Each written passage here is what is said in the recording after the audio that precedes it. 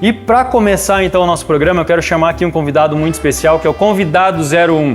Ele, que tem 20 anos de experiência em gestão de empresas, ex-head de inovação da Atmo Educação, fundador de empresas na área de educação e investimento. Quero chamar aqui para vocês o fundador também da Yours Bank, Felipe Diesel. Tudo bem, meu amigo?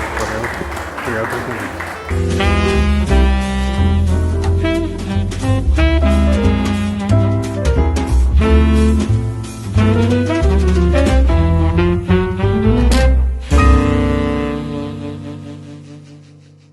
Que prazer, cara, ter você aqui como nosso primeiro convidado. Tá feliz? Muito obrigado aí, William, por ter convidado e que bom estar aqui com vocês, né? Acho que o pessoal falou muito, estão criando um puta case, assim, em volta de inovação, discussão. Parabéns mesmo. Que legal, muito obrigado. Estou muito feliz aqui, assim como todos do grupo, porque é um novo filho, né? Um novo projeto, esse talk show. Mas eu quero já começar te perguntando, quero que tu fale sobre a tua formação, como é que foi assim a tua chegada no meio profissional, as tuas primeiras experiências, se é que pode dizer assim? É legal, William, é legal falar de formação, assim, eu não tenho formação, né? Essa é a resposta. Eu estudava letras, eu ia para Ijuí, eu estudava letras em Ijuí, e aí eu resolvi empreender, abrir minha primeira escola, né? E aí eu larguei a formação e fui empreender, fui abrir minha escola. E é legal porque mais tarde eu precisava entrar no MBA, e ninguém deixava eu entrar no MBA porque tu tinha que ter formação para entrar no MBA. Eu queria entrar no MBA. Eu até pensei em falsificar currículo na época, sabe? Eu realmente pensei em falsificar para me aceitar numa formação. E aí eu acabei vendo formações fora, e acabei fazendo formações fora do Brasil, né? Eu fiz uma formação nos Estados Unidos e outra em Portugal.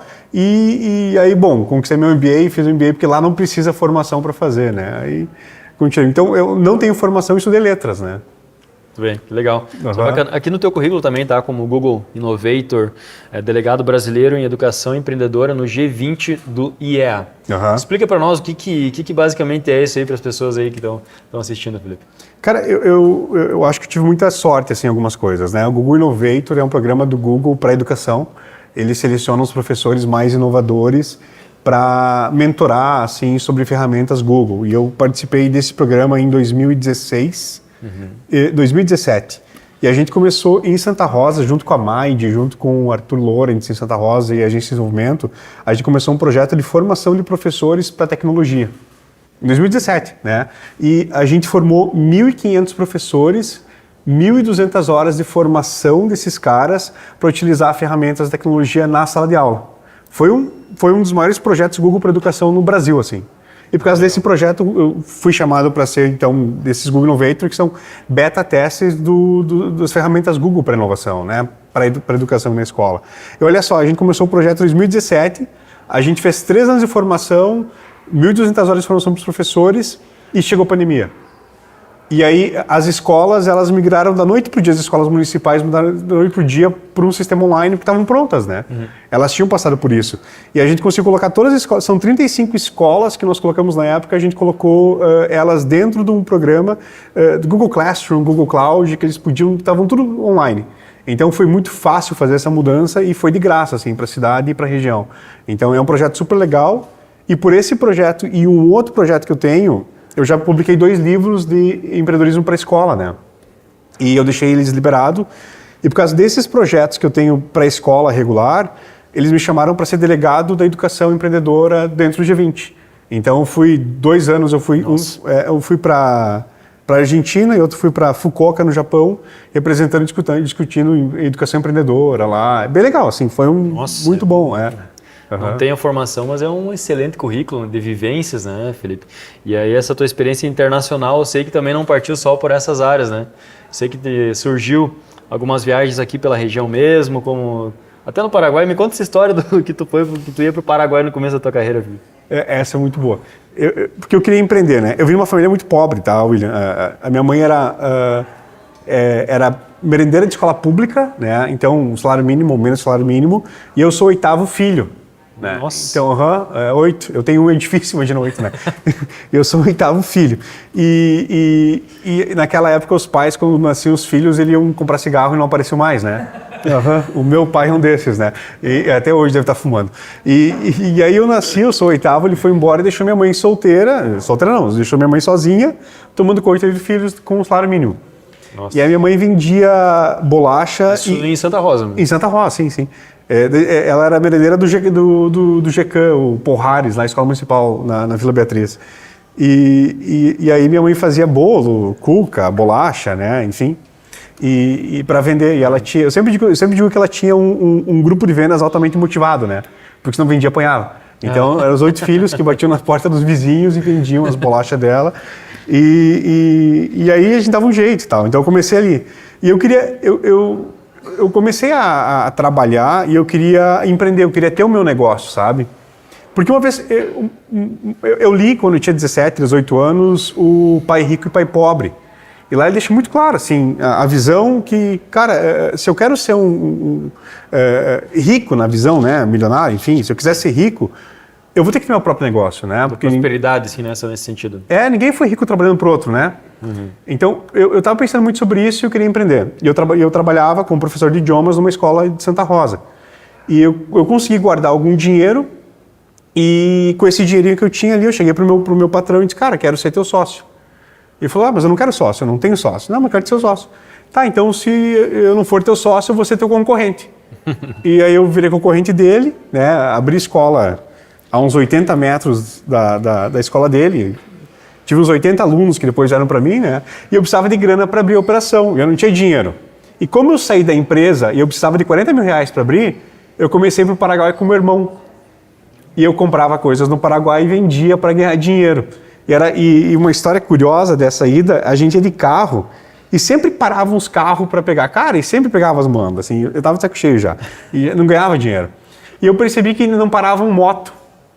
Aí eu peguei o dinheiro que eu tinha, comprei uma moto e ia para o Paraguai de moto. Aí deu certo o negócio, né? Aí eu consegui guardar os 40 mil e abrir minha primeira escola, assim. Então, 40 mil com o Paraguai de moto. De moto, meu. Nossa, e é longe, hein? Tu ia por Porto Mauá, pegava a ruta, acho que é a ruta 12 lá, é muito disso, meu, muito disso. Sim, legal. E tu falou, Felipe, sobre a questão do idioma, né? Então tu tem tantas experiências internacionais e tá aí uma grande deixa, né? Isso é muito importante, ter o segundo idioma. Uhum. Nós temos aqui no nosso talk show, também no nosso grupo, a Wizard Idiomas, né? Que são parceiros aí desde o início, são as nossas primeiras patrocinadoras. Lá em setembro do ano passado a gente não existia, nós não tínhamos podcast, elas já tinham acreditado na nossa ideia, né? Então isso é muito importante também contar com os parceiros juntos, né? Sim. E idioma é o principal, né? Por exemplo, hoje tudo que a gente faz, ele envolve conversar com pessoas de fora do Brasil, né? Seja no trabalho, desenvolvimento, parceiros, fornecedores e até futuros parceiros de negócio, assim. Eu digo que boa parte da minha semana, ela se resume a ter reuniões em inglês, né? E isso não seria possível sem um segundo idioma, né? Até se for se aprofundar em alguns assuntos, né? Os assuntos mais densos são artigos americanos, né? Sim. Sim, a gente tem acesso, acho que em torno de 5% do conteúdo que a gente tem acesso em português, né, do conteúdo liberado. O principal conteúdo está em inglês. Eu li faz uns 6 meses um livro assim que mudou a visão do meu negócio, né, e toda a estrutura do meu negócio é do livro que eu li em inglês, e ele não está ainda em português.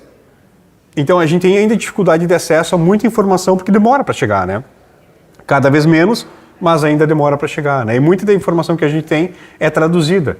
Esses influenciadores que estão, por exemplo, bombando no Brasil, é conteúdo que eles pegam e traduzem, né, do jeito deles, com a característica deles, mas daqui a pouco como que eu posso ir na fonte, né? Que foi o que eu fiz atrás, né? Cara, ninguém queria que eu fizesse um MBA e de cá. Onde é que esses caras que dão MBA no Brasil fazem? Eu vou lá onde que os caras fazem MBA e vou fazer lá com eles, né? Eu acho que pegar da fonte é importante, e é importante o segundo idioma, né? Legal, bacana. Felipe, tu tem um lado também que tu presta mentorias, né? Então, palestras em alguns locais. Como é que funciona esse processo aí para ti? Cara, quem chama eu converso, né? É assim. Eu gosto de tomar café e aí eu tomo café com as pessoas, converso, dou pitaco. Porque a melhor coisa é dar pitaco no negócio dos outros, né? Não tem responsabilidade. Tu não precisa fazer, né? Então é fácil, né, meu? Então as pessoas gostam de pitaco, eu gosto de pitaqueiro, né? Então isso é bom, né? Eu não preciso trabalhar. E eu gosto de tomar café. E eu sempre meio-dia eu marco essas mentorias, assim. E eu tenho muito aluno, cara, de universidade que quer botar o primeiro negócio, tá abrindo empresa no primeiro e eu marco a reunião do meio-dia. Faz tempo que eu não almoço, né? Porque eu marco essas reuniões do meio-dia e eu troco uma ideia para não atrapalhar meu trabalho, né?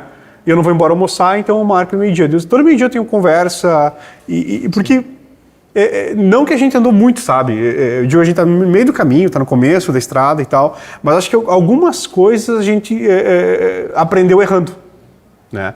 E tu pode aprender errando, beleza, mas aprender com os erros dos outros é mais barato e mais fácil, né? Então, se puder daqui a pouco dar um caminho, dar outro, é legal. Eu faço muito disso, assim, até porque eu aprendi muito com o café de graça, né? Eu lembro quando a gente resolveu fazer o Yours, e eu fui para Santa Rosa, pandemia, cheguei para um amigo meu, William, também é o nome dele, né? E digo, cara, quando eu estava em São Paulo, vi uma oportunidade de negócio assim, vamos fazer um banco? Vamos fazer um banco, que massa, cara, vamos fazer um banco. Como é que faz um banco? Né? E aí, eu conheci um cara no Vale do Silício, que foi onde eu estudei, né? Por isso dessas conexões, eu cheguei para ele, cara, como é que faz um banco? Aí ele desenhou assim, essa regulação, beleza. Voltamos para Santa Rosa, agora você fazer um banco, vamos fazer um banco, né? Então, eu acho que tem o café e essas conversas são muito importantes. Legal. Eu ia te perguntar justamente disso, né? Como que funciona a tua rotina para assimilar e conseguir conciliar tudo isso, na verdade, assim. Como que funciona a tua rotina, Felipe? Com um filho de 5 meses eu não tenho rotina, né? Ela é determinada por 3 pessoas, né? O Benício, a Duda e a Lila, né? Então, é isso. Não tem muita rotina agora que chegou o Benício, cara. O Benício tem 5 meses. Tem noites que ele acorda 3, 4, 5, 6 vezes, né? Mas o que eu gosto, assim, de fazer é ter os horários fechados, né? Embora às vezes é difícil, né? Então, por exemplo, hora de trabalho, né? Eu não faço outra coisa a não ser trabalhar. Aí, meio-dia, eu gosto de conversar com pessoas, né? Às noites eu tinha mais tempo para ler, para estudar, enfim, tenho menos, né? Mas o Benício é uma nova startup aí, meu, que essa uma nova empresa aí, difícil de gerenciar, né?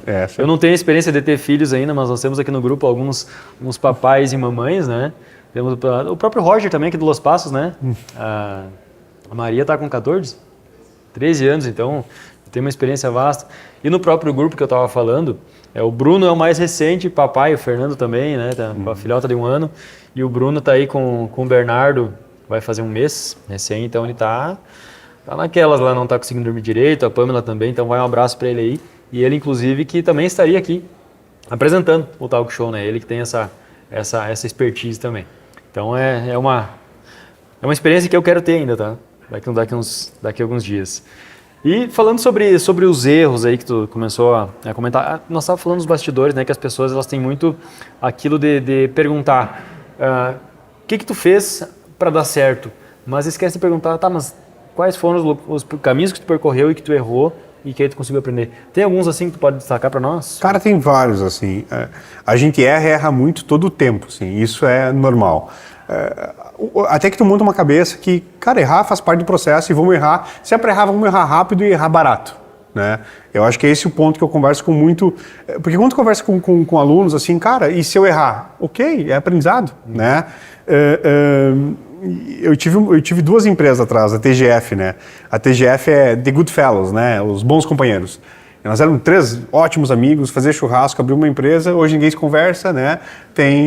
Tá um processando o outro, né? É assim que funciona, né? O negócio, né? Daí eu tinha uma outra empresa com o Rogério aqui, o Rafinha tá assistindo, o Ângelo, a mãe do Rafa e a Lid e mais uma amiga nossa. Cara, é uma empresa super legal, assim, a gente fazia um kit plantio. Até hoje eu acho que nós inventamos esse troço. O Rafa lembra disso aqui, né? O Rafa montava as caixas, né? Era uma caixinha reciclada que tinha um formato de flor. Aí era um coquinho, que coquinho era um coco reciclado, porque xaxim é proibido, né? Então era um coquinzinho, assim, que vinha junto. Daí era uma terra altamente fertilizada, rica em sais minerais, que eu tirava do fundo de casa, né? Mas estava ali. E aí vinha um papel semente que o cara plantava e nascia uma flor. E a gente vendia isso aqui, cara, assim, ó, pro Brasil inteiro esse negócio, assim, né? E foi muito legal, só que foi uma empresa que ninguém conseguiu dar foco, né? Tava todo mundo envolvido em outras coisas e fazendo outras coisas. E isso foi em 2013, a gente começou a vender produto sustentável na internet, assim. Então, hoje se fala em SG e tal, na época a gente já estava trabalhando com isso. E foi muito legal, assim, tinha muita escala, tinha venda fácil, só que ninguém conseguiu dar foco, né? Então são algumas coisas que tu vai aprendendo no caminho que depois tu não erra mais isso. Sim. Né? O que tu faria de diferente hoje, se estivesse com a empresa em 2023? Cara, eu não sei, do Espaço Eco, tu diz alguma outra? Isso. Não. Eu não sei, eu acho que para mim a principal coisa foi foco, sabe? Eu acho que quando eu estava em São Paulo, eu cheguei a trabalhar em 8 empresas diferentes ao mesmo tempo. Eu achava que eu estava fazendo grande coisa, eu estava fazendo só merda, né? A melhor coisa que eu aprendi foi foco. Hoje eu faço só uma coisa. Né? Até nesse período as pessoas chamam, Felipe, vamos abrir junto, vamos fazer junto. De cara, não. Eu dou uma mentoria, a gente conversa, a gente faz uma conversa, era isso, mas não vou. Eu preciso ter foco, sabe? Isso foi algo que eu aprendi. Tem um livro que fala sobre isso, né? O essencialismo. Exato, né, meu? E fazer uma coisa e colocar toda a energia dá muito mais resultado. Cara, tem muito razão quanto a isso. Eu sou um cara que me identifica um pouco com essa tua história, que eu acho que eu perdi as contas já de quantos CNPJs eu já abri. A gente tava falando isso nos bastidores, né? Eu parei de contar no sexto, eu acho. Por aí. Então, a gente costuma levar, então, os erros no primeiro momento como grandes decepções, né? Como grandes frustrações, mas depois a gente percebe que tudo isso foram experiências e que construiu, né, a nossa personalidade, a nossa expertise para ter outros negócios. Eu falei isso para ti também nos bastidores e quero falar para as pessoas. Tudo isso aqui que está acontecendo no Grupo 10+, é um pedacinho de cada área que eu quebrei, né? Então, e também agora somando com outras pessoas as suas experiências. Então isso é muito legal, né? A gente ter essa forma de pensar, né, em relação a frustrações. E tem que dividir, né, meu? O que tu aprendeu errando? O que eu aprendi errando? O que o outro aprendeu errando, né? Porque às vezes a gente acha, nossa, né, o cara foi lá, criou uma empresa, bombou, ficou milionário, tá? Mas tem muito erro em volta disso, né? Por exemplo, tem muito desafio. Todo mundo que empreende sabe, né? Então, começa uma empresa, cara, mudou uma legislação, mudou uma regra, aumentou um concorrente, né? O teu fornecedor mudou a regra. A gente está passando por um momento dificílimo assim dentro do Yours, né, da nossa empresa. Mudanças de regra que nós não esperava. Então, o business plan estava dizendo isso, o mercado disse isso, o que eu faço? Né? Eu vou ter que me reinventar, vou ter que me revisar, vou ter que recriar o negócio, mas assim todos os dias. Né? Interessante. Tu falaste então da Yours Bank. Eu iria trazer no segundo bloco esse case da Yours Bank, mas acho que dá para a gente já contextualizar aqui e começar falando como que surgiu e o que é de fato a Yours Bank. Bom, vou criar um banco em Santa Rosa, estudei nos Estados Unidos, juntei um sócio, tá, mas como assim? Por que criar um banco assim? Eu trabalhava em São Paulo nos maiores grupos de educação do país, Atmo. Eles têm, agora deve estar com umas 40 escolas de educação básica, assim, né? Deve ter, sei lá, uns 50 mil alunos. É um grupo bem grande, assim, em São Paulo. E eu trabalhava com o head de inovação deles. Então, toda a inovação das escolas era eu que tocava, era eu que trabalhava, enfim. E o grupo, existia uma época pré-Pix, né? As pessoas tinham dinheiro, né? Elas usavam cheque, elas pagavam com cartão, né? Existia uma época que as pessoas faziam isso. E esse grupo perdia muita grana com taxa de boleto, com taxa de cartão, e eles queriam criar uma carteira digital para fazer o pagamento peer-to-peer, assim, de carteira para carteira, né? E aí não tem desconto, né? Aí sai R$1, entra R$1. Se eu pagar um cartão, sai R$1, não entra R$1, entra menos, né? E quando tu vai fazer inovação, quando vai fazer qualquer produto, é muito importante ter o teu usuário no centro. Então, beleza, vamos fazer uma carteira? Primeira coisa, show. Deixa eu conversar com esses pais, com esses alunos, com essas pessoas, para entender. Bom, tu vai usar uma carteira digital? Conversei com 150 pais na época, assim. Ninguém usa uma carteira. Ninguém utiliza uma carteira. Né? E já por contrapartida, a grande reclamação deles é que eles não tinham nenhuma operação para mandar dinheiro para o filho. Eles não tinham uma carteira digital, um cartão digital ou uma conta que eles pudessem fazer isso. Era muito complexo. E aí eu voltei para esse grupo de educação e falei, cara, ó, isso não funciona, né? Isso aqui não vai rolar, mas isso aqui é um produto que está fazendo sentido. E o grupo falou, não, nós vamos arquivar isso aqui e não vamos fazer. Ah, beleza, vida que segue. Aí chegou a pandemia, né? As escolas pararam, eu não estava mais nesse grupo, voltei para Santa Rosa. Aí eu chamei o William e digo, cara, ó, é uma mega oportunidade que ninguém está fazendo. Vamos fazer? Vamos. Hoje em dia é muito comum carteira digital para crianças, né? O William que é o meu sócio. Isso, né? E aí, mas fomos nós que começamos esse processo. Assim, quando nós começamos, a gente foi um dos primeiros no Brasil a criar esse modelo de carteira digital para criança, né? Porque aí existe muita coisa, a legislação não permite. Se olhar para a legislação, o que a gente está fazendo está fora da lei, em algum sentido, né? E isso é importante falar, porque toda inovação ela vai ficar fora da lei. A inovação não vai estar dentro da lei. Porque se os caras sentaram para discutir, criar uma legislação, criar um processo, cara, isso já passou faz muito tempo. Né? Então, o que a gente faz tem valor, porque a gente consegue pegar e resolver um problema do usuário de alguma outra maneira que faça sentido, ligando aqui, ligando lá, mudando aqui, que, um banco maior tem dificuldade de fazer. Legal. Isso vem de encontro muito com essas metodologias de trabalhos, né? O próprio sistema de startups vem disso, né? De entender o problema, validar o problema e depois criar uma solução e validar essa solução. Que é diferente do que a gente vê no convencional. A gente pensa numa ideia, isso aqui vai ser legal, acho que vai vender, vou criar empresa. Né? Então, qual que é a importância de seguir esses processos? Assim, eu acho que dá para adaptar um pouco a startup no dia a dia, né? Sim, o cliente tem que ser o centro, o usuário tem que ser o centro, sabe? Quando o pessoal pede para pedir pitaco, assim, falar, vamos conversar sobre empresa e tal, a primeira coisa que eu pergunto é assim, quando foi a última pesquisa de satisfação que tu fez na tua empresa? Eu estou mentorando um escritório e aí eles me chamaram de, cara, nós não vamos sentar para conversar planejamento estratégico até nós termos escutado os usuários. Tu falou de rotina, assim, em torno de 4 a 5 horas da minha semana, eu só converso com o usuário. O usuário de yours, né? Cara, o que está funcionando, o que está rodando? Eu marco focus group, sento com os caras, converso. Em call mesmo, assim? Call, conversa, café, sabe? Tipo, eu quero conversar com os caras, entender. Sim. Porque o mais importante é o que o teu usuário está falando. E quando eu pego, por exemplo, NPS baixo, o cara cancela, esse é o cara que eu mais gosto de conversar. Porque tem até uma frase famosa do Bill Gates que ele fala, né? O cara mais importante para o futuro do teu negócio é quem deixa de comprar de ti.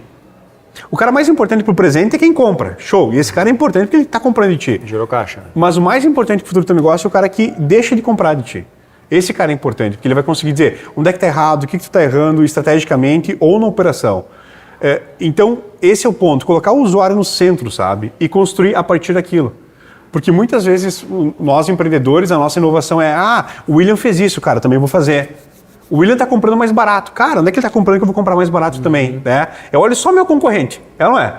Ele botou para vender caderno, eu vou botar caderno para vender também. Aquele cara tá ganhando dinheiro lá fazendo isso, eu vou fazer também. Vou fazer também. Mas o meu usuário, o que ele quer, né? Meu cliente, sei lá, como é que chama? Cliente, usuário, aluno, né? Esse cara, o que ele realmente quer? Porque a inovação está aí, é resolver um problema que é para ele, né? Hoje, aqui na data da gravação, dia 29 de junho, estamos fazendo 1 ano de grupo, 1 ano da nossa primeira reunião, do nosso primeiro encontro, e nós já temos aí alguns passos dados, estamos no começo também, né, Felipe, mas graças a Deus estamos aqui contigo hoje, nosso convidado 01, então, obrigado por estar aqui conosco, né, mais uma vez, né? Valeu, meu, obrigado pelo convite, tamo aí. Show, tamo junto.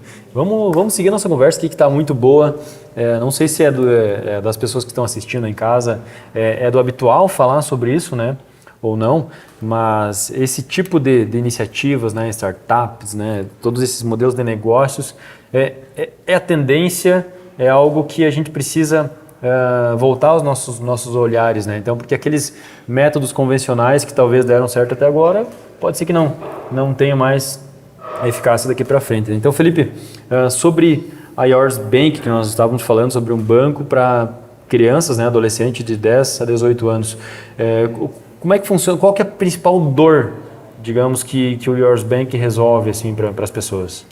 É legal que você falou de startup, assim, porque a startup geralmente ela tem um foco só e só faz uma coisa, né? Uhum. Qual que é a diferença de uma grande empresa? A startup faz só uma coisa, né? Se pegar, por exemplo, a Amazon, quando começou, ela começou só vendendo livro. Sim. Ela só fazia isso.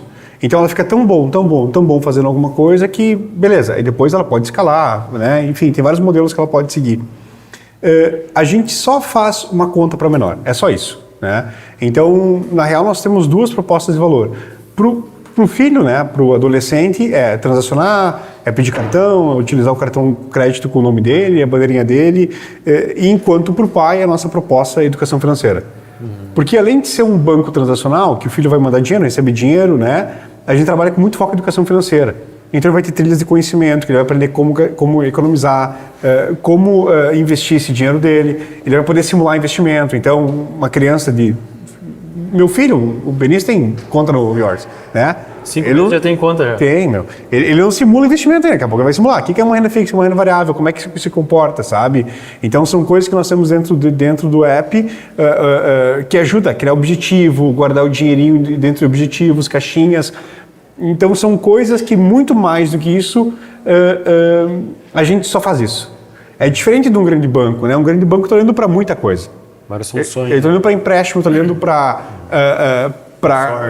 consórcio, enfim, ele não vai conseguir dar foco para aquilo, né? Então, nesse ponto, uma startup faz só uma coisa e resolve só um problema. E naquilo ela é tão boa que fica tão longe do que um banco faz, né? Então, se olhar, por exemplo, para nós, por que o Banco do Brasil resolveu comprar a participação e ser nosso sócio? Isso é importante, eu queria também trazer esse assunto. É legal porque o Banco do Brasil tem 242 anos, né? A Yours Bank foi a primeira investida do Banco do Brasil, em 240 anos, assim, né? Então, por quê? Porque a gente faz... eu não sei se eu posso abrir números, assim, internos e... Vai estar na internet, eu não sei se eu posso, mas enfim. Fica a teu critério. Mas, por exemplo, o nosso CAC, né? Que é o custo de aquisição de cliente, né? Eu não vou falar números, mas deixa eu fazer uma conta, cara. A gente é 1000 vezes mais barato do que o Banco do Brasil, né? Então, ou seja, para adquirir um cliente, né, no Yours Bank é 1000 vezes mais barato do que um cliente lá abrir uma conta no Banco do Brasil. Exato. Então, se eles gastam R$1.000, eu gasto para ter uma conta ativa. Por quê? Porque eu só faço isso. Né? Então, essa capacidade que a gente tem, eles não têm e não tem como ter. Não que eles não sejam mais espertos, mais inteligentes, tenham mais grana, tenham melhor agência de marketing para fazer isso. Não é esse o ponto, né? É porque a gente faz com tão foco aquilo, que é difícil eles conseguirem fazer o que a gente faz. Sim.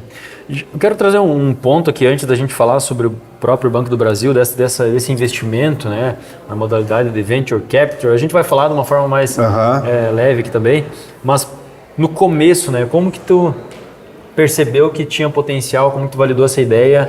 Eu sei que foi através do evento, né, que foi o South Summit, né, também. Como é que foi o começo para chegar nessa proporção e ser visto de bons olhos, né, por um grande banco como o Banco do Brasil? Cara, é legal assim porque, bom, primeiro a gente foge do perfil das empresas investidas no Brasil, né? Porque se pegar 90% das empresas investidas é São Paulo, né? É aquela bolinha de São Paulo. Sim. E tal, né? Então a gente foge e a gente é de Santa Rosa, né? Então começava as conversas, não, de Santa Rosa. Santa Rosa? Ah, Terra da Xuxa. Ah, tá, beleza. Daí começava a conversa, né? Sempre foi assim a conversa com nós. E é muito legal contar a história porque a gente abriu uma rodada de investimento em janeiro de 2022. Fevereiro de 2022, guerra na Ucrânia, né? Taxa de juros lá em cima, cessa dinheiro no mercado, todo mundo segura, né? Foi esse o motivo que quebrou o Silicon Valley depois, o Silicon Valley Bank. Então mudou completamente o jogo, assim, mudou completamente. E nós, tava todo mundo fazendo festa, a gente chegou na festa, a gente teve que lavar os pratos. É mais ou menos assim que foi a nossa história, né? E a gente, de janeiro, o South Summit foi em maio, se não me engano. Foi maio. Então, de janeiro até maio, a gente fez 105 conversas com fundos de investimento. Dessas 105 conversas, a gente tomou 69 não. Né? O pessoal, legal, que legal que vocês estão fazendo, parabéns, vamos ensinar um pouquinho. Os números são excelentes, vamos ver o que vai acontecer no mercado. A gente tomou 69 não. E os outros 36 nem responderam. Nem responderam, né? E aí a gente foi para o South Summit. E por que a gente se inscreveu no South Summit? Porque uma startup... Foi 2022, né? No passado. 2022. Porque uma startup, até hoje eu não sei o que ela faz, mas o que toda startup tem em comum é falta. Falta gente, falta dinheiro, o que mais falta é... Então, a gente sempre queria participar desses eventos porque tu consegue falar com investidores, se conectar com outras startups e tal, só que esses eventos são caros, né? Então, a gente sempre se inscrevia para competição de startup, porque aí tu ganhava o ingresso. E a gente foi em várias competições e não ganhou nada, né? Mas ganhava os ingressos pro ir no evento. A gente escreveu Yours pro South Summit, a gente ficou entre as 50 finalistas. Cara, foram 992 empresas de 62 países. Uma das maiores competições do mundo, assim. A gente ficou entre 50 finalistas, faceiro, tomamos um trago, vamos comemorar, né? A gente foi pro evento de graça, né? Show em Porto Alegre. E a gente fez a apresentação, passou para a final. Como, não sei, né? Mas passou para o final. E aí nós chegamos na final e a gente tava lá com empresa americana, empresa europeia. Foi tu e o teu sócio, tu e o William, Isso. E apresentaram o pitch. Sempre eu que apresento, né? Né? Porque essas apresentações são todas em inglês e eu vou um pouquinho melhor no inglês, então eu faço as apresentações. E aí eu fiz a apresentação lá e tinham 4 prêmios, que era a empresa mais escalável, e a gente achou que talvez, porém, caso, né? Todavia, talvez a gente poderia ganhar, né? Aí tinha sustentabilidade, que nós não temos nada sustentável, né? Que aí tem a ver com energia e tal. Melhor time, o nosso time era 7 pessoas, né? 7 pessoas, então, tipo, não tinha melhor time. E qual que era o quarto? Eu não vou lembrar. Era inovação. E o nosso produto nem é tão inovador assim. Então, quando a gente imaginava ganhar, talvez seria a escalabilidade. A gente escala muito, até hoje. A gente faz 10 mil downloads por semana, cara, com assim, nada de investimento em marketing, né? Então, a gente tá batendo quase 700 mil downloads agora, assim. A gente cresce muito, muito barato, muito rápido. Então... 700 mil pessoas baixaram o aplicativo. Isso. 700 mil usuários. Em torno disso, uns 150 mil são usuários ativos, assim. Em quanto tempo? 2 anos. Total, 2 anos. 2 anos. E aí eu lembro quando falaram as 4 empresas, nós não ganhamos nenhum prêmio, né? E aí tinha o campeão geral. Cara, campeão geral sem chance, assim, né? E aí quando falaram, Yours Bank, campeão geral, nossa, pra nós, assim, foi... A gente saiu, comemorou, bebeu de novo, né? Tomou outro trago, né? Porque é empreendedor, né? Work hard, play hard, né? E aí todos aqueles fundos que não responderam começaram a responder, né? Aí o pessoal começou a querer marcar reunião, né? Aí como nós era mais bonito do baile, cara, a gente escolheu com quem dançar, né? Então, depois do South Summit, a história foi um pouco diferente para nós, assim. Que beleza, cara. E como é que foi assim a chegada do Banco do Brasil, que com certeza foi uma delas, então, que veio fazer essa sondagem? Sim. Para nós, um negócio com o Banco do Brasil faz muito sentido, porque nós não somos um banco, né? Vocês falam que são um banco. Sim, porque se eu for falar o que a gente faz, ninguém vai entender, né? Então, nós somos um banco. Na real, não somos. Então, como a gente não é um banco, porque a gente não é regulado, a gente tem uma série de coisas que a gente não faz, a gente usa uma estrutura bancária que é chamada de Banking as a Service, assim, ou um white label de bancário, né? Sim, tipo e a gente faz integração e pluga e usa em cima disso. O que isso é bom? Dá muita flexibilidade e rapidez para nós, mas isso é muito caro. É uma estrutura bancária muito cara e é um custo muito caro por operação. E a gente se liga, para quem está por trás, assim, né, e tem tecnologia, cara, a gente é uma grande concha de retalho, assim. Se tu olhasse por trás, tu não entende como para em pé o troço, até hoje eu não entendo como para em pé, mas para, né? Tu manda um Pix, o cara recebe e funciona certinho, né? E então, com o Banco do Brasil faz sentido para nós, porque o banco é uma indústria. Então, ele consegue produzir produtos que a gente nunca vai conseguir produzir. Por exemplo, a gente vai ser uma das primeiras contas agora de investimento nesse perfil, nesse público, que vai colocar investimento dentro do app. Então, o filho vai realmente criar as caixinhas e poder investir o dinheiro dele, né? E isso a gente só vai conseguir por causa do Banco do Brasil. Então, a gente queria um parceiro estratégico. E ele faz essa parte estratégica, né? Além da conexão direta, possibilidade de crescimento, então isso é muito bom para nós. A gente não queria só o dinheiro. O dinheiro é importante para todo mundo, óbvio que é importante. Só que a gente queria um parceiro estratégico para que a gente pudesse oferecer o melhor produto para o nosso usuário, né? Então foi muito nesse viés. Tá, show de bola, cara. E a proporção que se toma, com certeza, mudou totalmente, né? De um mês para o outro. Como é que foi essa transição? Tu falou que ainda está nesse processo, né, de adaptação, né? Tem normativas, né? Regulamentação. Estamos no começo, né, William? Assim, tipo, legal, mas não quer dizer nada. E tem uma coisa importante também, às vezes a gente fala de investimentos, não sei se pode abrir valores assim de investimentos, mas até pode falar, né? Você, mas foi um investimento pesado, e aí as pessoas pensam, então investiu tantos milhões, tô com os bolsos cheios, Não, tô quebrado, né? Como é que funciona isso aí? Porque o dinheiro vai para operação, né? O dinheiro vai para trazer gente, montar time, trazer mais cliente, criar estrutura bancária, o dinheiro vai para isso, né? Não vai para o sócio. O sócio ganha R$0, não ganha nada, né? Vai para montar um negócio. Porque essa é a diferença, a gente está muito acostumado com o negócio de dividendo, né? E esse negócio é o negócio de stage capital. Stage capital nem tem nome em português, assim, seria negócio de estágio, negócio de nível, né? Capital de nível. Porque o negócio de dividendo é o que a gente está muito acostumado. Eu vou lá, eu monto uma padaria, né?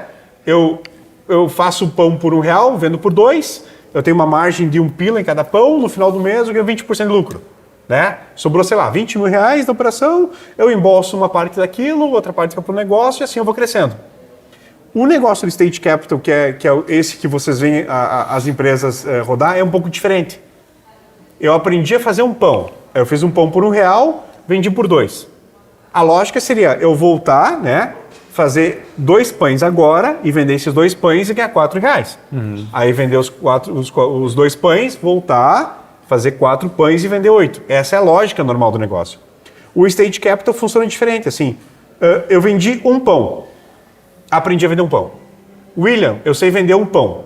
Se tu me der R$1.000, eu vou fazer 1.000 pão. Né? Ou 1.000 pães, não sei. Tá? Então eu vou fazer 1.000 pães. Né? Tu topa ser meu sócio? Aí tu me dá R$1.000, eu faço os 1.000 pães, a gente bota no mercado e vende. Cara, vendemos 1.000 pães, o que a gente faz? Agora eu busco um outro sócio. Eu sei vender 1.000 pães. Eu quero vender 100 mil agora. Eu pego 100 mil desse cara, boto na operação e faço 100 mil pães. Então, essa é a lógica do Stage Capital. Assim. Quanto tempo demoraria para vender 100 mil pães no modelo tradicional? Talvez nunca eu conseguiria vender. O modelo de escala. Esse é o objetivo, é escala, né? O objetivo é escala. E, claro, esses sócios vão entrando e vão tomando parte do teu negócio. Beleza, né? Mas vamos olhar para o Nubank. O Nubank completou agora 10 anos, ou está com 11 anos agora de operação. Eram 3 sócios, né? Que era o Davi Vélez, com 50%, a Cristina Junqueira com 25% e outro cara que de tecnologia, então ninguém sabe o nome, também não lembro, que tinha 25% da operação do Nubank. E eles foram nesse negócio Stage Capital, acho que eles foram até Série H, né? Nesse negócio. A Cristina Junqueira está com 3% do negócio. Só que ela está com 3% do negócio que vale 40 bi de dólar, né? Tá bem, né, meu? Não está reclamando, né? Então, dá para dormir tranquilo. Dá. Então, é esse tipo de negócio que tu monta, sabe? Né? É uma operação diferente, é uma corrida diferente, ela é muito mais rápida, né? A comparação que eu faço, assim, é uma corrida de carro, meu. Né? Tu tá no Fórmula 1 todo o tempo, no talo, né? E qualquer erro vai ter um problema. Então, é uma corrida completamente diferente, mas é muito legal de jogar. Eu sempre falo assim para o meu sócio, para as pessoas, assim, tem dificuldade, é difícil. Quem que são nossos concorrentes, meu? Às vezes o cara reclama do concorrente, nosso concorrente é Nubank, sabe, é C6, é Inter, assim, tipo, é um outro nível de concorrência, né? Então é difícil, é complicado. A gente está no momento agora que o Banco Central mudou a regra de negócio. A gente viu em 6 meses a nossa receita cair em 50% por causa de mudança de regra de negócio, meu. Né? O Thiago estava conversando agora, cara, esses caras estão lá e fazem cagada, e beleza, o que a gente faz? A gente vai ter que se reinventar e se refazer, né? Então é o que eu falo, é difícil, é complicado, mas, meu, vai se divertir na jornada, né? Legal, tem quem dita a regra e tem quem corre atrás, né? Tem sempre esses dois lados. Não tem o que fazer, né? E aí tu comentou que naquela época do South Summit, tu tinha uma equipe de 7 pessoas, né? Então, com certeza, tu tá trabalhando nesse processo de escala. Tem que aumentar a equipe, né? Sim. Então vai aderindo ao processo, vai abraçando esses processos. Como é que está a tua equipe hoje? E eu já quero falar também sobre metodologia de trabalho, método ágil, né? Como é que está a tua equipe hoje? Cara, a minha equipe é bem enxuta, assim, pro tamanho nosso, ela é bem enxuta mesmo. Ela tem 15 pessoas, assim, 16 agora. São 16 pessoas que a gente trabalha. 700 mil usuários e tu tem uma equipe de 15 pessoas. Esse é outro negócio que a gente conversa, assim, com nossos investidores, né? A gente faz 4 ou 5 mil atendimentos por semana com 3 pessoas, assim. 3 pessoas tocando, assim. E é aquela história, meu, né? Vamos rachar, assim. Quando os caras começam a reclamar muito... Eu vi uma entrevista outro dia, assim, do treinador da seleção brasileira, Agora ninguém, Bernardinho, né? É o Bernardinho, né? Vôlei. O Bernardinho, e ele falou assim... porque ele é um cara que... Ele senta o pau, assim, né? E faz o troço andar. E ele fala, tá, mas nunca teve na tua empresa problema? Ele falou, cara, eu sempre tinha um canarinho, sabe? Quando o cara vai num túnel, assim, dentro de uma mineração, ele leva um canarinho. Se o canarinho morrer é porque o ar não é o suficiente, né? E aí eles têm que sair. Então sempre tem um canarinho na empresa que assim, cara, quando a gente tá no talo, assim, aquele canarinho tá começando a dar pau, traz mais um, traz mais dois para ajudar e vamos embora, sabe? Eu acredito muito nisso, assim, não sei se está certo ou errado, mas eu penso, dois não faz o que um faz, sabe? Né? E um faz o que dois não fazem. Então, eu prefiro ter uma equipe mais enxuta, menor, mais rápida, mas que a gente consiga mudar e ser mais rápido e entregar melhor, né? Eu estava conversando com a Michelle, trabalhei com o Felipe, né? Eu digo, cara, comigo não... quem trabalha comigo ou me ama ou me odeia, assim, não tem assim, o Felipe é legal, né? Ninguém vai dizer isso, assim, né? O cara vai dizer, um fé a puta, né? Ou, né? Porque a gente acredita muito no trabalho duro, assim, né? É uma crença nossa, né? E aí, Michelle, que lado tu tá nessa moeda aí? Às vezes é os dois no mesmo dia, né? Transita por várias áreas no mesmo dia. Mas que legal, então são 15 pessoas, mas tu tem, como é que funciona a modalidade CLT, CNPJ, essa equipe é toda presencial, como é que funciona? Não sei se eu posso falar, vai estar gravado esse negócio, vai estar no ar, assim. Mas, né,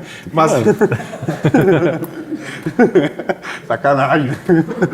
Mas a gente acredita muito, assim, cara, em contratar gente boa e deixar trabalhar, né?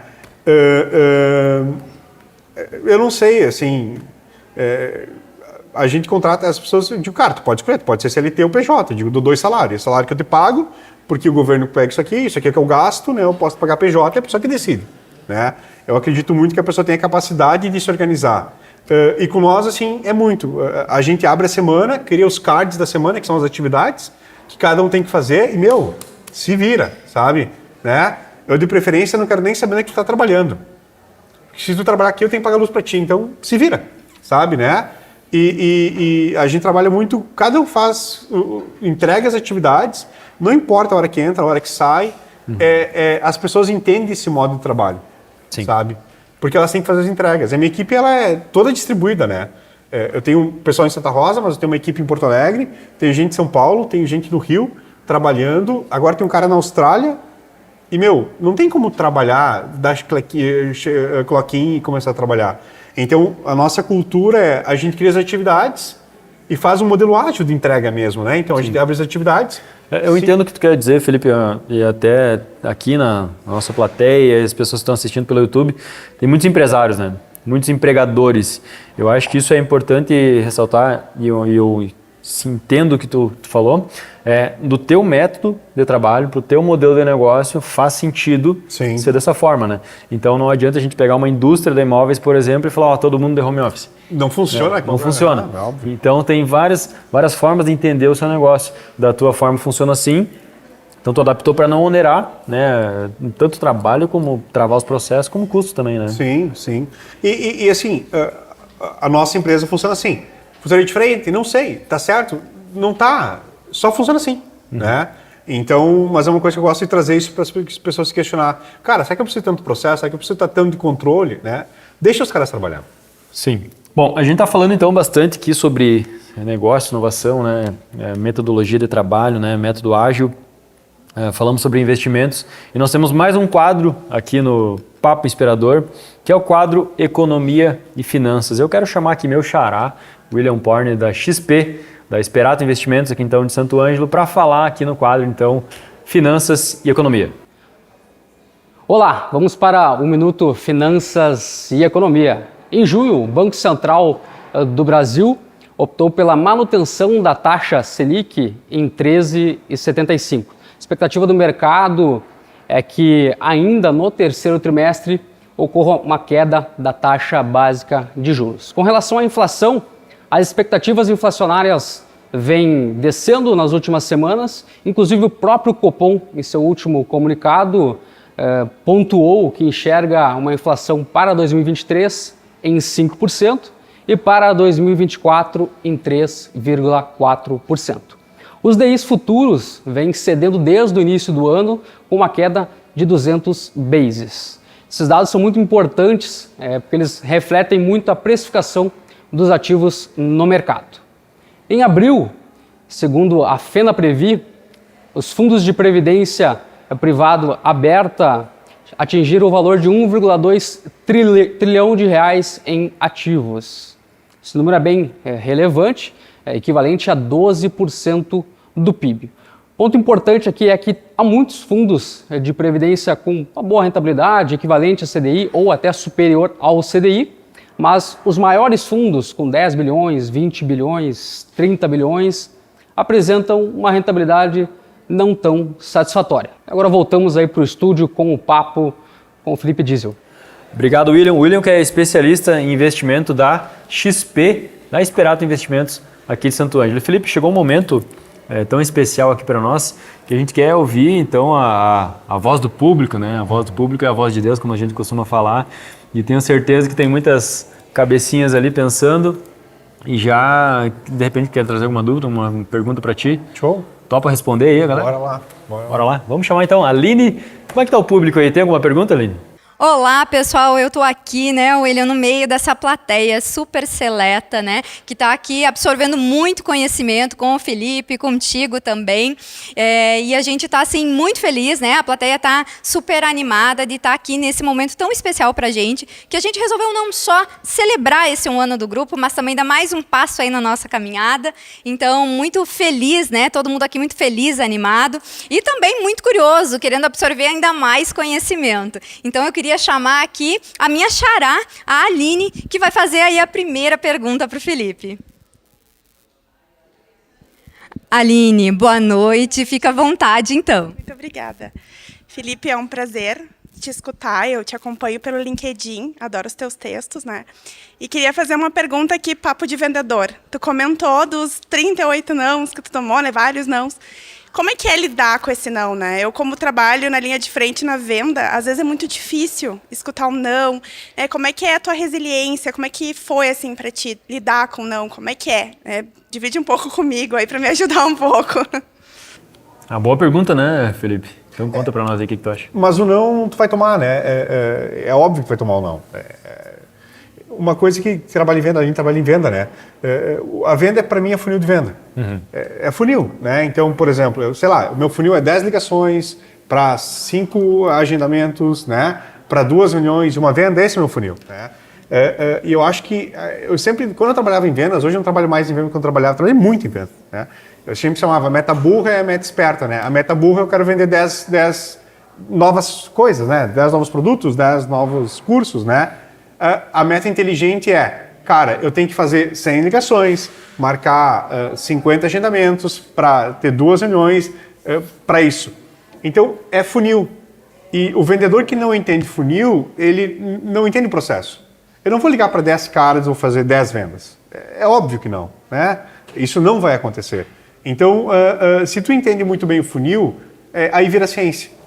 Aí eu sei quantas ligações tem que fazer, quantos qualificados eu tenho, e é simples, né? Eu sempre digo assim, cara, 10 ligações, vamos supor que esse seja o funil, 10 ligações para 5 agendamentos, para 2 vendas, faz dinheiro. De novo, 10 ligações, 5 agendamentos, 2 reuniões, faz dinheiro. Então, é esse o processo normal. E o não é mais um. Daqui a pouco eu faço 16 ligações, tomo não. Às vezes eu faço 4 e tomo um sim, né?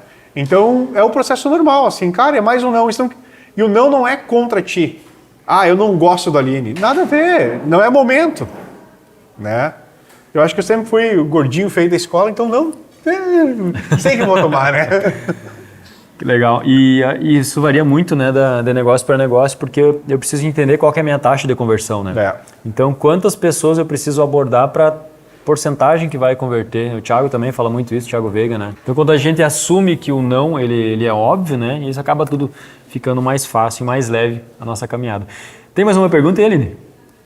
Que legal, né, essa troca. Eu estava aqui ouvindo o Felipe falar e eu lembrei quando a Michelle chegou, né? Porque a Michelle chegou e disse assim, tá aí o cara que me ensinou a vender. E aí a Michelle tinha justamente aqui mais uma pergunta para o nosso convidado. Então, vou passar aqui para ela fazer.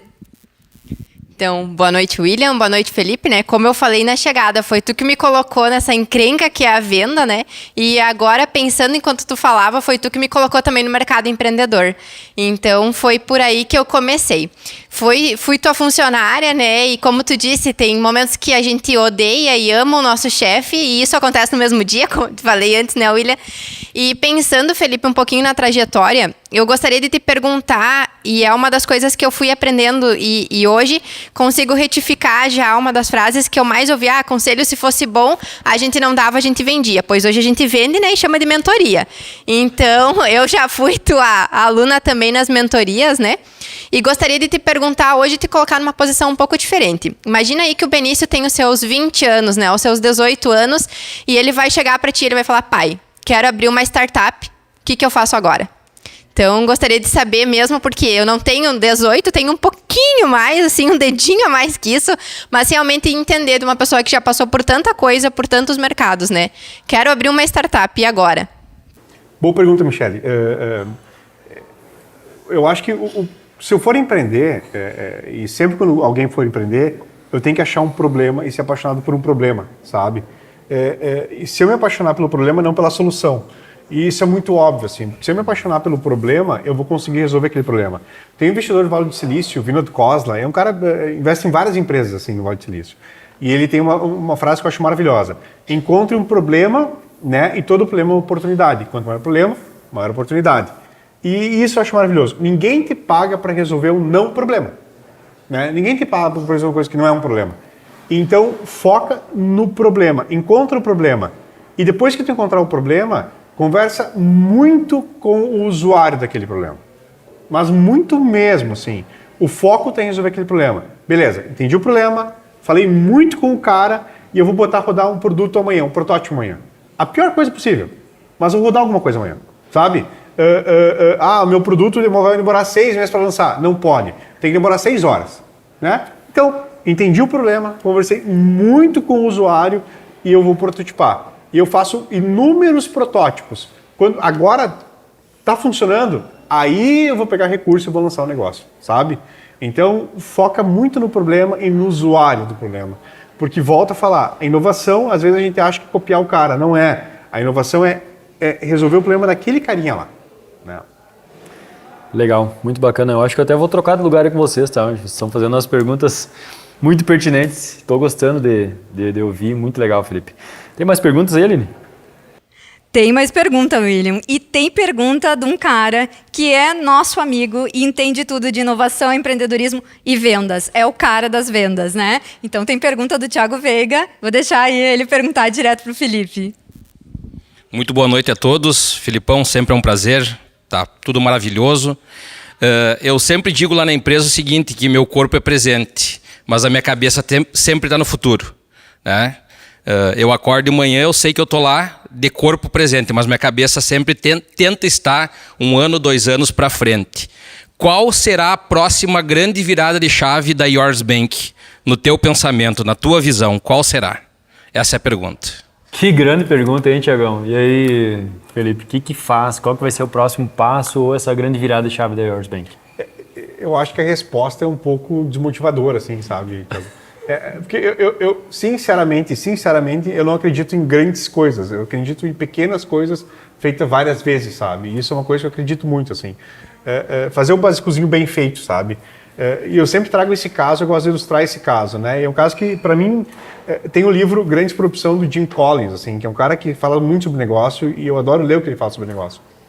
E 2 expedições foram para o Polo Norte, né? É um caso muito clássico esse. Uma, cara, levava, ela não ia. Aí não levava, ela caminhava 100 quilômetros, né? E ela ia conforme dava o tempo e beleza. E essa expedição foi... E uma outra expedição foi também para o Polo Norte. E esses caras, eles faziam 20 milhas todos os dias, né? Cara, chovia, 20 milhas. Tinha neve, tempestade de neve, era 20 milhas. Mas também dava um solão assim, eu podia fazer 50, não. Era 20 milhas, 32 quilômetros, né? E uma expedição, ela chegou até o final, a outra morreu no caminho e faltando comida, né? E quem chegou até o final? O cara que fazia 20 milhas todos os dias, sabe? Então, muito mais do que algo grande, eu sempre sou aquele que vai dizer, cara, vamos fazer... eu posso fazer 10, eu não quero 10. Eu não quero 11, eu quero 10. Mas não aceito 9, sabe? Né? Então, esse é um troço que eu sempre bato, assim, disciplina e execução, disciplina e execução, disciplina e execução, né? Então, daqui a pouco é meio, sei lá, e realmente eu não penso algo que vai mudar, né? O pessoal fala muito agora em inteligência artificial e não sei o que lá. Cara, a gente faz uns plugzinhos, mete algumas coisinhas ali para ver o que rola, mas eu não acredito que isso vai mudar o jogo, sabe? São pequenas coisinhas, assim. Um papo que eu bato, o nosso primeiro CAC foi R$650. O nosso CAC de custo de aquisição de cliente era R$650. Cara, não tem um brick com R$650 de CAC, né? Não tem negócio. Meu CAC, no meu modelo de negócio, tinha que ser abaixo de R$15 para eu poder ter negócio, né? E aí, uma coisa que a gente nunca falou no Yours, cara, vamos diminuir pela metade esse CAC. Não. A gente sempre falou, semana que vem a gente vai ser 5% mais barato, 5% mais barato. Hoje nosso CAC é 30 centavos, né? Mas só porque a gente nunca quis fazer 50%, a gente sempre quis ser 5%, sabe? E aí, semana que vem eu sei que ele vai ser 29 ou 28 centavos, né? Porque a gente acredita muito nessa disciplina de execução, assim, né? Isso, a gente é meio paranoico, assim. A Michelle trabalha comigo, né? Eu falava, 10 ligações por dia, eu não quero 11, mas também não aceito 9, né? Essa é uma frase bastante minha, assim, né? A constância muda o jogo, né, Felipe? Então, a gente vê muitas pessoas hoje falando ali no Instagram sobre dando seus insights, às vezes nem cita a fonte, né? Mas muitos falam sobre constância, consistência, frequência, né? Hábitos. Então, a constância realmente faz muito sentido a longo prazo. E nós temos mais uma pergunta, quero ver quem que vai fazer agora a próxima aí. Quem vai fazer a pergunta, William, é um cara que entende muito de churrasco, e que conseguiu aí empreender, inovar, né, e crescer nessa área tão desafiadora. É assim uma felicidade estar com ele aqui de novo conosco, né? O programa dele foi assim sensacional e é o Demetrios Gaúcho. Obrigado, guri, pelo carinho. Parabéns, Felipe. Excelente, extraordinário e tudo que foi colocado até o momento. William tá um ótimo apresentador. Filipão, comentou que sobre São Paulo, né, que muitas empresas estão em São Paulo, que é uma região que desenvolve muito, né, e a gente vê o teu case de sucesso aqui na região Noroeste, né, vê o podcast dando certo na região Noroeste e vários outros empresários, né, bons influenciadores, é uma região que está desenvolvendo cada vez mais, né, o aeroporto de Santo Ângelo é fantástico, né, para a região. E a gente tem um grupo de empresários, né? Eu queria uma colocação tua, já que tu tem tanta experiência também de viagem, né, e networking, como que a gente pode fazer com que esses empreendedores que têm tanta inovação, tanto conhecimento, né, para poder agregar no mercado nacional, mas que muitas vezes está limitado por estar numa região. Eu queria um feedback teu, assim, sobre o pensamento teu, sobre como que a gente desenvolve a região como um todo, se é um grupo de empresários, se precisa de uma colocação política, de uma forma diferente. Demetrios, eu acho que é uma boa pergunta. Sinceramente, eu nem sei a resposta. Eu fiquei pensando, não sei, né? Não sei responder. Eu acho que assim, o que nós temos muito, assim, e não me entendam mal e não é pejorativo, tá? Nós somos coloninho trabalhador. Né? A gente é coloninho trabalhador, né? Qualquer um que tiver que empurrar um caminhão, vai empurrar um caminhão, né? Se tiver que trabalhar 20 horas, vai trabalhar 20 horas. A gente é coloninho trabalhador. Eu acho que, por estar, às vezes, tão focado assim, em fazer e trabalhar, e a gente é bom fazendo isso, né? Um dia perguntaram para mim, quando eu estava em São Paulo, assim, tipo, porque a gente faz muito com pouco, né? Eu digo, cara, a gente faz muito com pouco, então a gente está acostumado a fazer muito com pouco.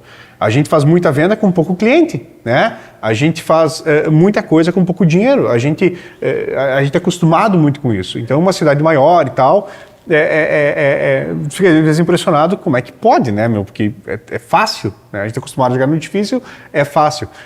Mas eu acho que falta para nós daqui a pouco essa visão global, né? Vocês têm, e muitas pessoas têm. Cara, eu faço meu negócio local, mas como é que eu posso expandir ele global? Né?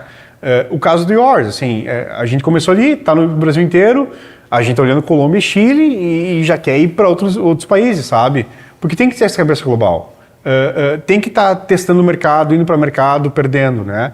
Eu acho que talvez, assim, eu não sei responder mesmo, mas talvez, muito talvez, eu acho que a gente está precisando ousar mais em outros mercados. Brigar com o cara de Porto Alegre, brigar com o cara de São Paulo, sabe? Exportar o nosso produto, então, talvez é isso, mas também não sei responder. Legal, é uma pergunta bem desafiadora, né? Eu acho que foi bem pertinente. Eu acredito que tem que se movimentar, né? A gente precisa dar o primeiro passo. A dúvida, ela sempre surge, em todos os momentos. E quando a gente se movimenta, a gente gera clareza, né? Tantas pessoas também façam isso. E eu acho que seguindo o nosso propósito, a gente consegue contribuir para o desenvolvimento onde a gente está inserido, né? Tem mais uma pergunta agora de uma convidada muito especial. Vai daí, Aline. Sim, William, uma convidada super especial. O Demetrios falou antes, né, de bons influenciadores, e eu tô aqui com uma que é maravilhosa, né? E a gente sente isso em todos os lugares. Eu já tive com ela aí em vários lugares, e sempre onde ela tá, pode ter certeza que vão ter várias manas. Então a próxima aí a fazer uma pergunta pro Felipe é a Mana Michele. Obrigada, Aline, pelo carinho. Parabéns, Will, Felipe. Que oportunidade estar aqui assistindo essa aula de vocês. Fiquei muito curiosa, Felipe, quando você comentou que teve outro empreendimento e as energias começaram a se dissipar, então cada um pensando em algo. Fiquei pensando como que você encontrou os seus sócios atuais. Então a gente sabe que sozinho a gente tem ideia, a gente trabalha, mas quando a gente se une também com pessoas com propósito, a coisa vai mais longe.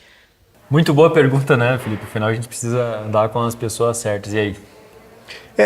Uma coisa que eu acredito muito, assim, e eu sempre tive sócio, sempre vou ter sócio, errei muito, né, acertei outras vezes. Eu acho que, eu acredito que ganhar R$1 sozinho é muito mais difícil que ganhar 5 entre 2, né? E isso é uma coisa que eu acredito muito, assim. E sobre o sócio certo, eu acho que o sócio certo é aquele que te desafia. Na minha opinião, que não vale nada, mas na minha opinião, o sócio errado é aquele que é mais amigo teu e pensa como tu, sabe? Sabe aquele cara que faz as mesmas coisas que tu, tem o mesmo interesse, sabe? Que faz... Esse cara talvez não é o sócio ideal, porque vocês pensam igual. Então, um ponto cego de um é um ponto cego de outro. Sócios que se complementam, eles têm interesse de discordar, né? E o sócio que discorda é importante na operação, né? Sempre fala que uma empresa tem que ter 3 pessoas, né? Tem que ter o cara que está no futuro, né? Tô vendo amanhã, tá 2 anos na frente. Se tiver só esse cara na empresa, a empresa quebra, né? Aí tu tem que ter outro cara pé no chão, que geralmente é o cara do dinheiro e tal, que esse cara segura as pontas, e é o cara que ele vai dar um passo para trás, ele é mais... Conservador é a palavra, muito obrigado, né? Mas é o cara que vai... E se fosse só por esse cara, o negócio nunca tinha andado. E tem um terceiro cara que é o operador, que é o cara que faz a máquina andar, sabe? Que é um cara mais técnico, que é um cara que opera, que toma conta da equipe e tal. Então, todo negócio tem que ter... Se você olhar todos os negócios, né? Por exemplo, tu pega Steve Jobs com o Wozniak, né? Depois com os sócios que vieram depois, o Bill Gates com o Paul Allen, todos esses negócios têm esses caras na operação. E são caras completamente diferentes. E eu acredito muito nisso, assim, achar pessoas que se complementam para aquilo. Então, o cara que vai discutir contigo, que vai discutir, que vai ficar sem falar. Eu e meu sócio discutem, a gente fica uma semana sem falar. Cara, ele é o melhor sócio que eu posso ter. Porque a gente diverge as opiniões. A pior coisa é um cara que nem eu. Cara, a gente tá quebrado, né? Porque eu sou assim, vamos embora, vamos abrir Chile, vamos, sabe? Mas não é bem assim, né? Não é, né? E ele é o cara que senta, faz business plan, toma conta. Aí tem outro terceiro sócio que é tecnologia, então ninguém conhece, nunca aparece, né? Sempre são assim, né? E é o cara que faz a operação funcionar. Então isso é uma coisa que eu acredito muito, assim.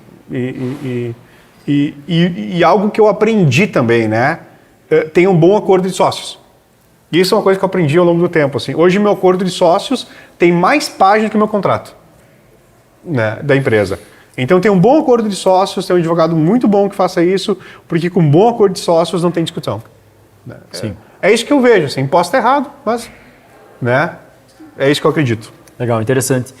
Tu vê que a nossa conversa andou hoje aqui, né, por numa perspectiva que num primeiro momento as pessoas podem achar que é pessimista, negacionista, né, mas é muito pelo contrário.